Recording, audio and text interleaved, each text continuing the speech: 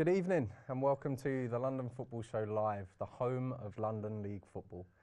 Joining me this week, as always, after his caning last Saturday, is Kenny Ken. Welcome to the show, Kenny. Good week of football? I wouldn't say so. Like I said, it was one of those weekends where you took your punishment, had a lot of salt and pepper in your food, wolfed it down, threw up a bit, and then 3 days later, you have a nice meal.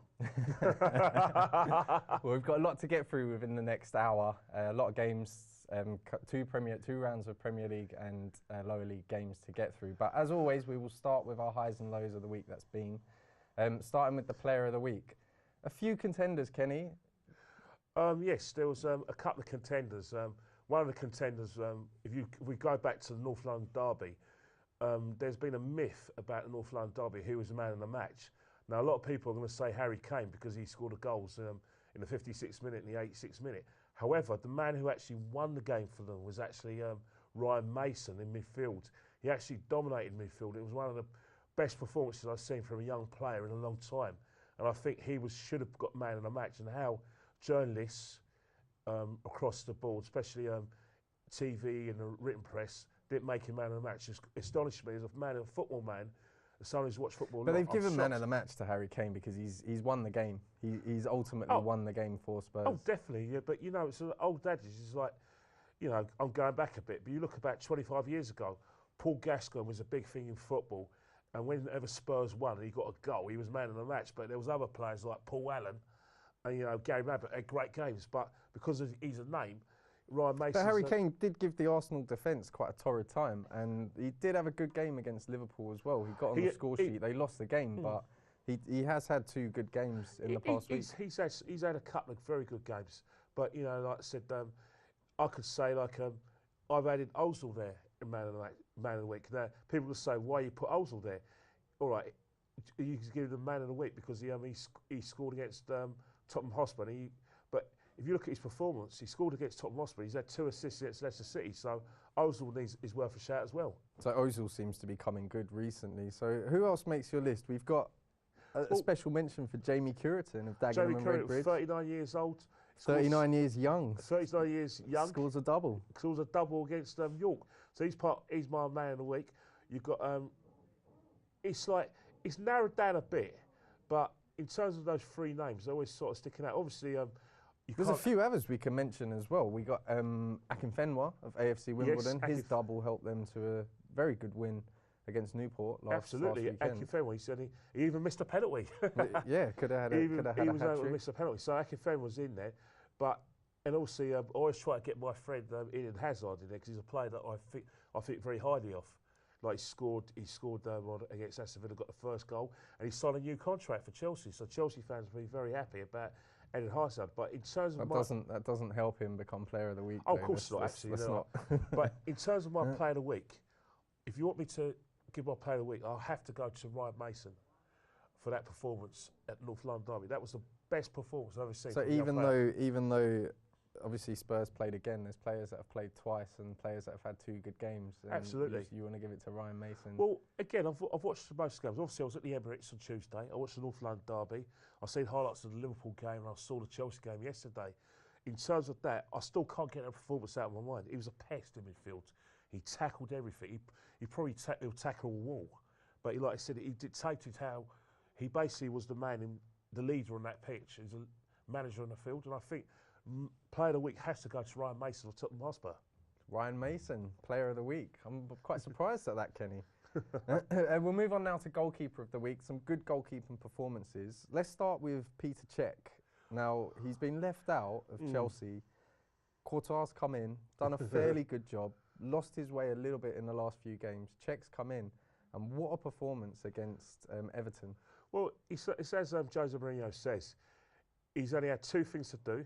He's been spectator most of the game against Everton. But again, a match-winning save. Everyone says that was a miss by Lukaku. That was a save. There were actually 2 big saves off Lukaku. But I think the one you're referring to is the one in the second half where it's a ball across goal. Lukaku should be tapping it in. Cech's foot's come out of nowhere. Exactly. A great save. It's a fantastic save. I thought that was fantastic. But then again, Ospina. A lot of people.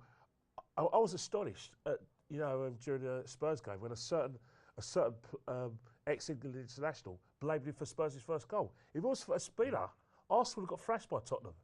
You look at those saves in the first half, and in the second half, there was one where even though Kane got the goal disallowed, he needed a point-blank save from Kane.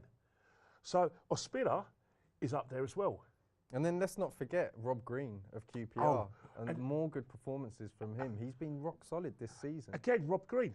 Yes, on Tuesday, point-blank save header from like I said, Conor Wickham. Conor Wickham should be scoring. Sunderland go 1-0. Sunderland get a goal back, makes it difficult to QPR. That's another player of the week, goalkeeper of the week. So if I'm narrowing it down, there's still others as well. Yeah. Let's not forget Speroni of Crystal Palace. Speroni of Crystal Palace. He's had 2 good games as well. Excellent games. But we're talking about standouts now and how they make difference to result. Now, Ospina played in the losing side. He made a series of saves that basically kept the score down for Arsenal. But they still lost the game. And they still lost the game. And then Robert Green, point-blank saves, basically was one of the reasons why QPR won their first away game. And then you've got Petr Cech. Now, I'm going to have to give it to Petr Cech because we're talking about season changing. Before you make that decision, a special mention for Gomez of Watford. He also had some good couple of good games. Gomez, he was fantastic. He was brilliant. He was brilliant against Brentford. He was absolutely the man of the match for me, even though... It's such a big win for Watford as well at Brentford. And he played well against Blackburn as well. But in terms of... I'm talking about season changer, because this is like dictates who's going to win the Premiership. And that's safe from Lukaku, because if Everton go 1-0 up, they win that game, because they close shop. Chelsea are out the game. So I'm going to have to give it to Petr Cech.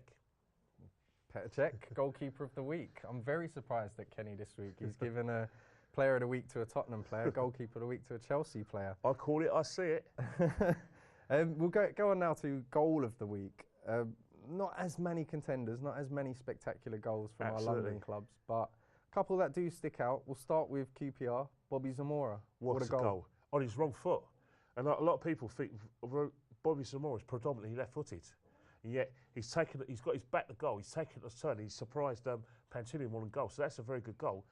And then you've got Harry Kane, his header to win the North London derby. It's like he's basically headed it across where the cross has come from. And it's a match-winning goal. And then you know, that said, and then you've got Ozil's volley against Spurs, instinctive, even though he's from that 10 yards out. It's great goal though. I do still agree great with goal. you on that. The ball came at him at pace. Yeah, pace. He's adjusted himself. So you can't really scan that as well. And then there's Ivanovic as well. Ivanovic's fantastic goal against Aston Villa again, a game changer. There's Goodmanson as well. Good goal from him for Charlton. Goodmanson, that brilliant goal. Even though they lost 3-1, that was a fantastic strike. And in terms of narrowing it down for you, because we're obviously time is of essence, I'm just going for technique, and it has to be Goodmanson, just for the technique. Goodmanson. Left foot shot at the roof of the net, giving Konstantinou no chance. I'll try and pronounce his name. He's a Greek international, the Greek goalkeeper. Yeah, very good goalkeeper. So well done to Goodmanson of Charlton. Great goal this week. We'll look now at our team of the week. Now, seeing as the teams played twice, there's a few teams that won both their games, so we do have a couple of contenders. Obviously, we'll start with Chelsea. 2 different games. Aston Villa game, I thought Aston Villa played out their skins. However, Chelsea had a little bit more for them. And against Everton, they were absolutely abysmal. You do look at those 2 games and you would say Villa away, you thoroughly expect Chelsea definitely to go there and win. And Everton at home, again, it's a game that you would expect Mourinho to win. And they didn't really excel themselves, but they did win both their games. I think, and that's the sign of champions. You don't have to play well, but you can still play badly and still win. Because if you have match winners in the side, and someone puts their hand up, if you're a great side and you've got quality at the other end, then you will win games that you shouldn't be winning. If you look at the Everton game yesterday, Everton defended for their lives, played, like I said, 2 banks of 4, hit Chelsea in the break. Yet Chelsea was struggling in front of goal. I thought Remy struggled yesterday. I thought Didier Drogba was very ineffective. But then you've got players like Willian, who gets a vital goal. And then I want to mention QPR in this bit as well. I know they lost at home at the weekend, but massive away win, and they were very unlucky to lose last weekend. Absolutely. So they get a special mention here as well as a potential team of the week. Well, they are potential, but are we giving it some because of the performance, or are we giving it because they've won their first away game? We have to be honest with ourselves. A little bit of both, because they did play well against Southampton. Definitely. I definitely agree with you. They played well against Southampton. They were lucky with a last-minute goal. Unfortunately, Anua decided that it was a good idea to lose Kone. So what we'll do, Kenny, is we're going to go to a quick break, and then when we come back, we're going to round up the rest of the highs and lows of the week. So join us after this break. That went really quick. I know, but we started late, didn't we?